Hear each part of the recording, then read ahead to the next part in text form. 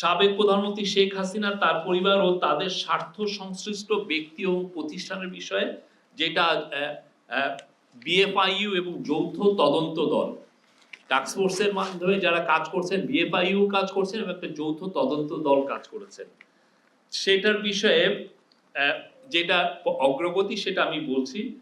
দুইটা গোয়েন্দা প্রতিবেদন দুদকে প্রেরণ করা হয়েছে। 5.15 কোটি টাকা স্থিতি সহ 11টি ব্যাংক হিসাব অবরুদ্ধকরণ মানে ফ্রিজিং করা হয়েছে, যেটা বিএফআইইউ করেছে, এবং সকল ব্যাংক হিসাবের তথ্য দুদকে প্রেরণ করা হয়েছে। আর যৌথ তদন্ত দল যেটা করেছে, তারা যুক্তরাষ্ট্র, যুক্তরাজ্য, মালয়েশিয়া, সিঙ্গাপুর, হংকং এবং কেমান দ্বীপপুঞ্জের সম্পদের সন্ধান পাওয়া গেছে। তারা তাদের সম্পদে, এই যে সাবেক প্রধানমন্ত্রী শেখ হাসিনা, তার পরিবার ও তাদের স্বার্থ সংশ্লিষ্ট ব্যক্তি এবং প্রতিষ্ঠানের, এদের ক্ষেত্রে অ্যাসেট ট্রেসিং আমরা করতে সক্ষম হয়েছি।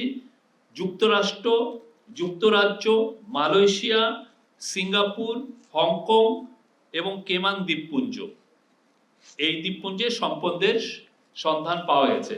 মালয়েশিয়ার একটি ব্যাংকে রাশিয়ান স্ল্যাশ ফান্ডের অস্তিত্ব পাওয়া গেছে। সংযুক্ত মানে ফ্রিজিং করা হয়েছে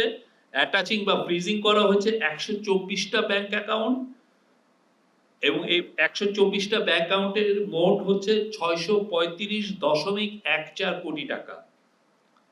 রাজুকের 1.8 মানে 1.80 কোটি টাকার দলিল মূল্যের 60 কাঠার প্লট। আপনি জানেন এটা রাজুকের মূল্য হয়তো 1.80 কোটি টাকা, কিন্তু এখন এই 60 কাঠার যে প্লট, এটা সব পূর্বাঞ্চলে, আপনার পূর্বাঞ্চলে এখন 1 কাঠারই দাম 2-3-4 কোটি টাকা, এবং 8.85 কোটি টাকা মূল্যের 10% জমি সহ 8টি ফ্ল্যাট।